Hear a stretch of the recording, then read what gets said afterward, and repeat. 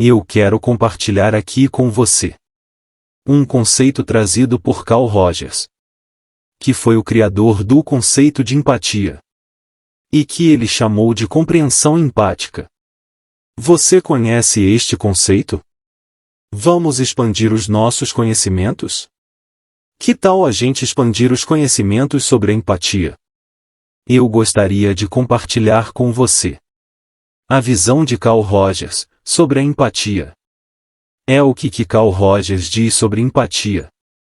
A empatia é uma das 3 condições facilitadoras básicas para os processos terapêuticos, e que também fundamenta a abordagem centrada na pessoa. Sendo Carl Rogers o criador do conceito de empatia, por muito tempo, ele deixou de usar essa expressão, ele se negava a usar, por encontrar distorções, digamos assim, para sua aplicação fidedigna.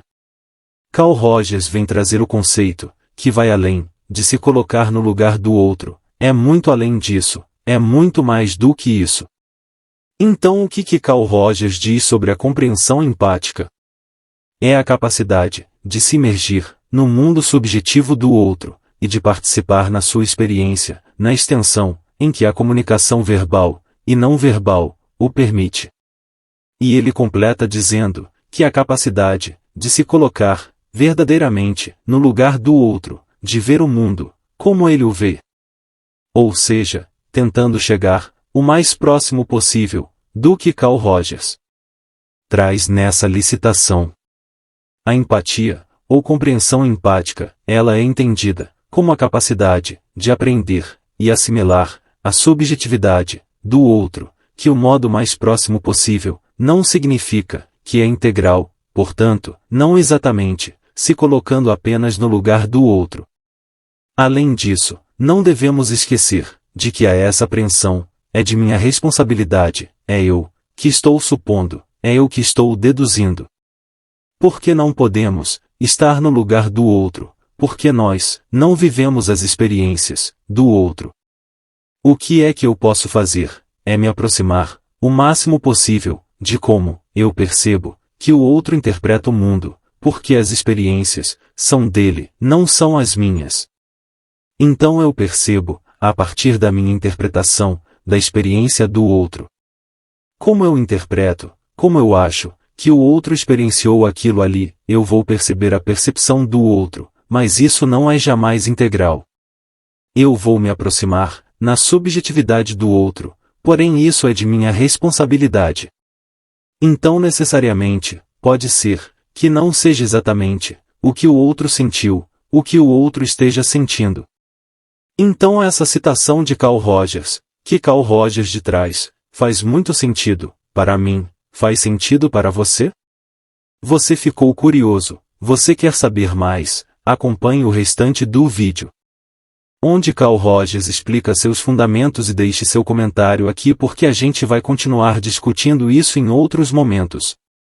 Há muitos anos percebi o quão poderoso era ouvir uma pessoa, e nos últimos meses tenho trabalhado em um artigo tentando lançar um novo olhar sobre o poder de ouvir. O poder de uma maneira empática de ser. E isso é sobre o que eu quero falar com você. Devemos reexaminar e reavaliar essa forma muito especial de estar com outra pessoa que chamamos de empática. Acredito que tendemos a dar muito pouca importância e consideração a um elemento extremamente importante na compreensão da dinâmica da personalidade para efetuar mudanças na personalidade e no comportamento. Acho que é uma das ferramentas mais delicadas e potentes que temos, e estou impressionado com o quão raramente o vemos, em situações da vida real em qualquer forma completa. Acho que vou começar com minha história um tanto vacilante em relação a este tópico muito cedo no meu trabalho.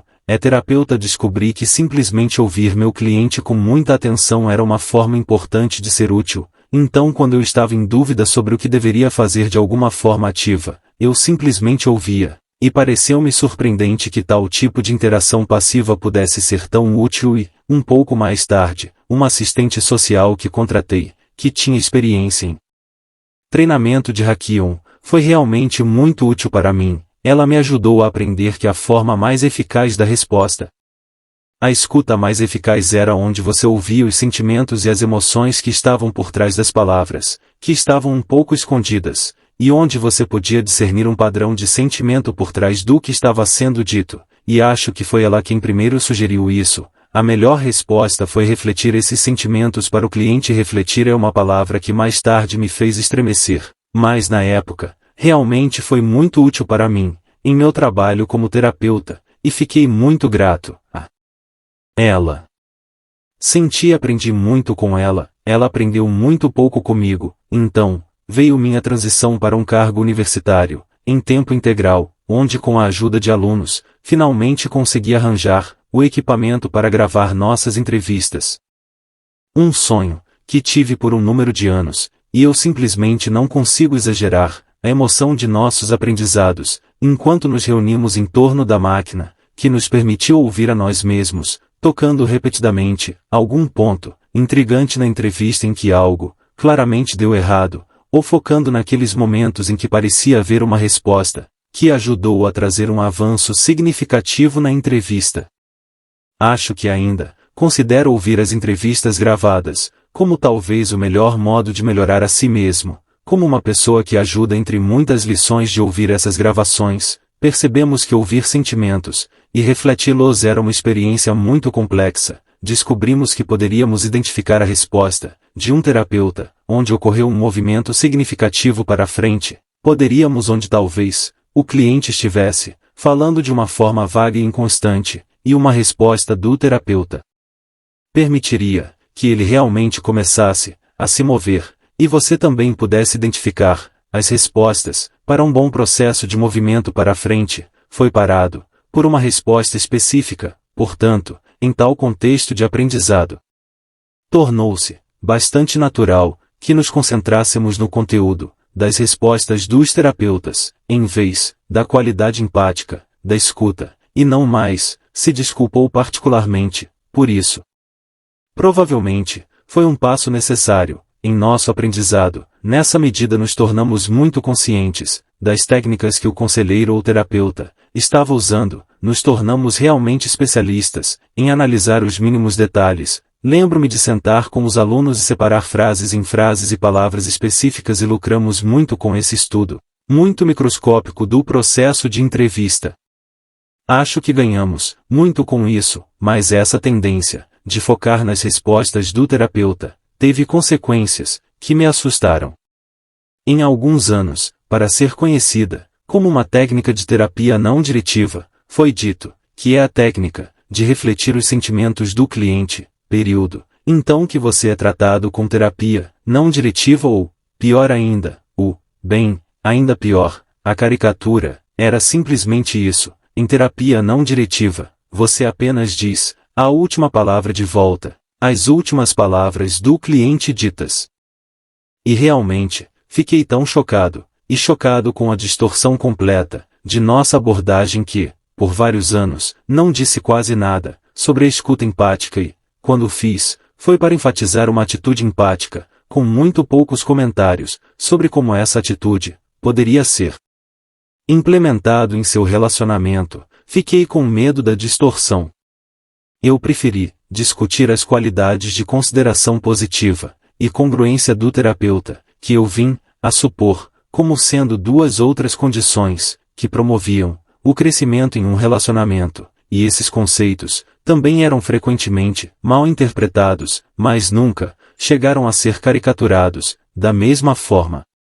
A maneira como a escuta empática se opôs foi caricaturada ao longo dos anos. No entanto, as evidências da pesquisa continuam se acumulando para apontar fortemente para a conclusão de que um alto grau de empatia em um relacionamento é possivelmente o fator mais potente, e certamente um dos fatores mais potentes em trazer mudança e aprendizado. Então acredito que é hora de esquecer as caricaturas e deturpações do passado e dar uma nova olhada na empatia. Por ainda outra razão, parece oportuno fazer isso. Nos Estados Unidos, durante a última década, muitas abordagens para a terapia do centro do palco Gestalt, terapia psicodrama, terapia primal bioenergética, terapia racional emotiva, análise transacional, são algumas das mais conhecidas, mas há mais, e parte de seu apelo parece-me residir no fato de que, na maioria dos casos, o terapeuta é claramente o especialista,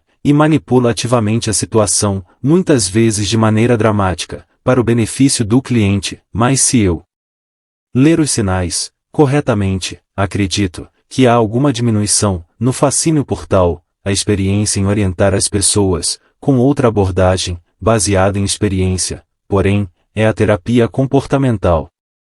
Acho que, não há dúvida, de que o fascínio, por essa abordagem, está aumentando, e acho que posso, realmente entender, que acho que uma sociedade tecnológica, ficou encantada ao encontrar uma tecnologia, pela qual o comportamento do homem, pode ser moldado, mesmo sem seu conhecimento, ou aprovação, em relação a objetivos, que o terapeuta escolhe, ou que foram escolhidos pela sociedade e, ainda assim, muitos questionamentos, por parte de indivíduos ponderados, estão surgindo, à medida que as implicações filosóficas e políticas de tal abordagem se tornam mais claramente visíveis. Então eu vi uma disposição na parte de muitos, dar uma outra olhada nas maneiras de estar com as pessoas que evocam a mudança autodirigida e localizam o poder na pessoa, e não no terapeuta, e isso me leva novamente a examinar cuidadosamente o que queremos dizer com empatia, e o que viemos a saber sobre isso, para formular uma descrição atual,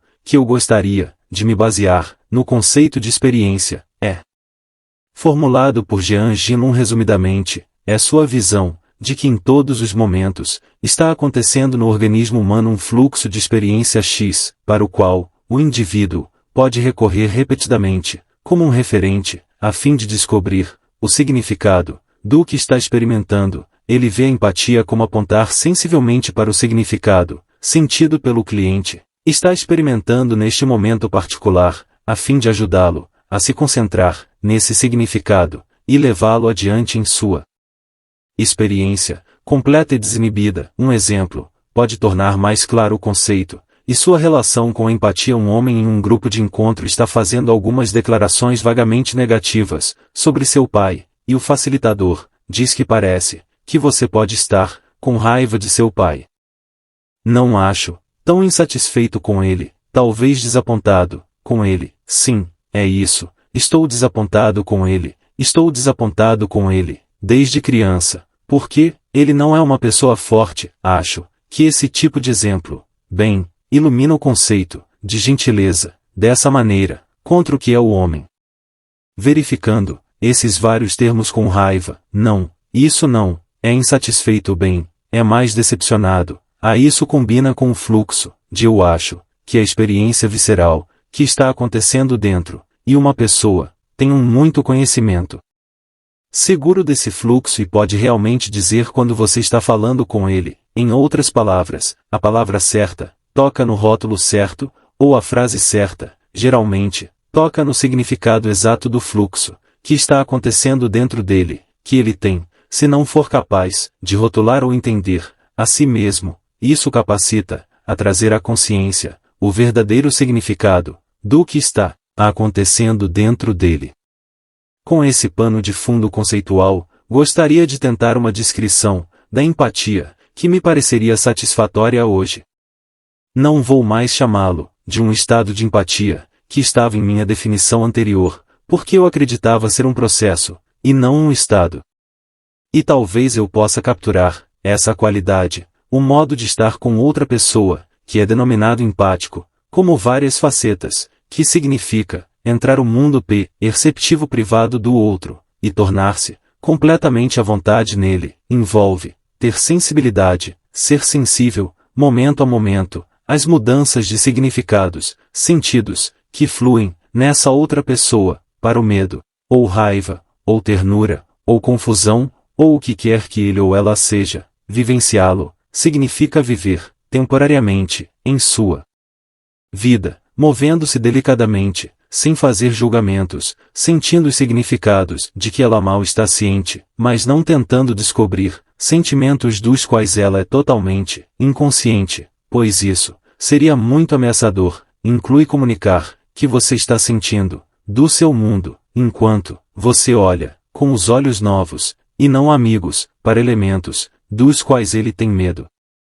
Significa verificar frequentemente com ele a precisão de sua percepção, e ser guiado por suas respostas.